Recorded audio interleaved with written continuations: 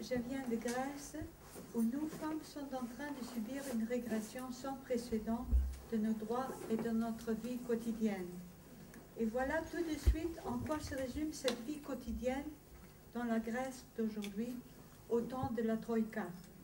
Extrême insécurité et misère, répression et dépendance, violence, exclusion de l'accès aux soins et désespoir. Un État-providence qui n'existe plus, chômage de masse combiné à la transformation forcée de millions de femmes en bonnes et la transformation en bonnes ménagères. C'est-à-dire, qu'est-ce que je veux dire par là? Quand je dis un État-providence qui n'existe plus, il s'agit d'une réalité historique complètement nouvelle pour toute l'Europe. On est en train de vivre la fin de l'État-providence. Il n'existe déjà plus. En plus, quand je dis qu'on est en train de nous transformer en bonnes ménagères, cela veut dire que du point de vue historique, l'entrée des femmes dans le marché du travail, cette tendance qui s'accélérait pendant les 40 dernières années, depuis les années 80, est complètement inversée. Et dans 2 ans et demi, c'est des millions de femmes qui n'ont plus d'argent ni de revenus et qui sont retournées par un travail presque forcé vers la famille. C'est déjà 2 phénomènes complètement nouveaux.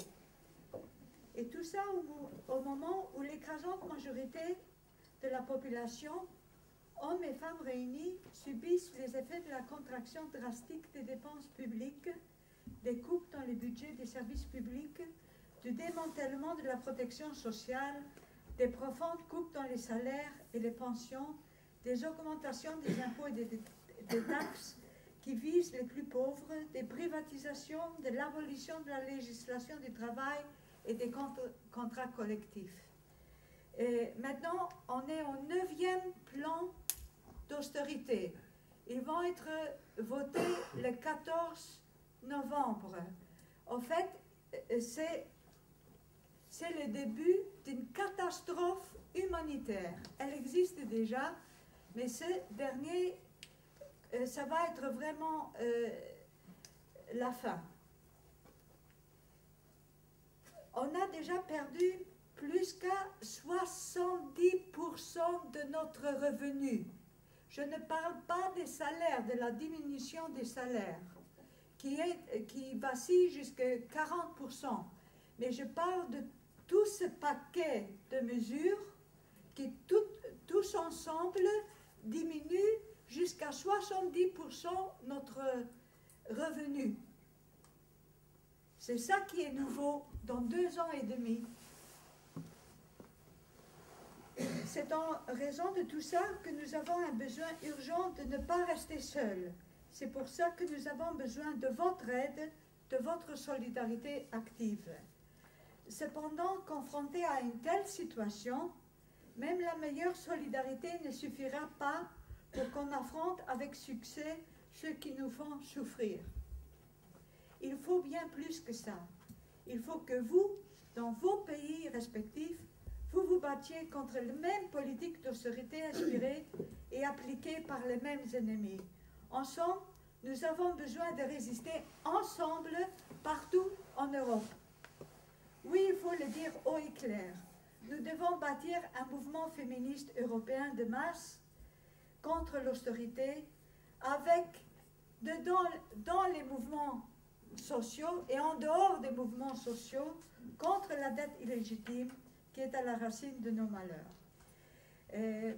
Maintenant, permettez-moi de vous dire 2 mots sur ce qui est devenu concrètement la vie des femmes dans cette Grèce gouvernée par la Troïka. Tout d'abord, le droit au travail a explosé. Avant la crise, le chômage des femmes s'élevait à 12%. Désormais, il s'élève officiellement à 29 jusqu'à 30%. Et pour les jeunes femmes de 14 à 24 ans, il atteint 61%. Une vraie catastrophe pour elles qui réalisent qu'elles n'ont plus d'avenir. Il faut dire que déjà il y a plus de chômeurs que de gens actifs. Et il ne faut pas avoir dans la tête que c'est seulement les travailleurs et les salariés. C'est faux. Il faut voir que dans 2 ans et demi, on a détruit ce qu'on dit la classe moyenne. Elle forme 55% de la Grèce. Et c'est surtout eux qui sont complètement sans revenus. Ils sont sans revenus, ils sont dans une situation plus désastreuse que ceux qui avaient un travail.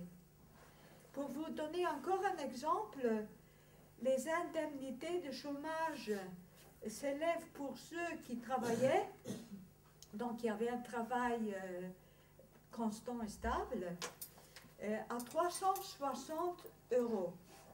Avec les nouvelles mesures, ceux qui vont louer une maison et qui touchent 360 € vont être diminués de 30 € encore. Et ceux qui ont une maison, donc les chômeurs qui ont une maison, ils doivent diminuer les 360 de 60 €. Cela veut dire que seulement les SDF, ceux qui n'ont pas de maison et qui sont dans la rue, ne vont pas avoir de diminution de leur indemnité de chômage. C'est ça aussi le sadisme. Il s'agit d'une politique sadique. Et c'est ça la thérapie du choc. Au fait, la thérapie du choc, ça nous rappelle, nous femmes, les violences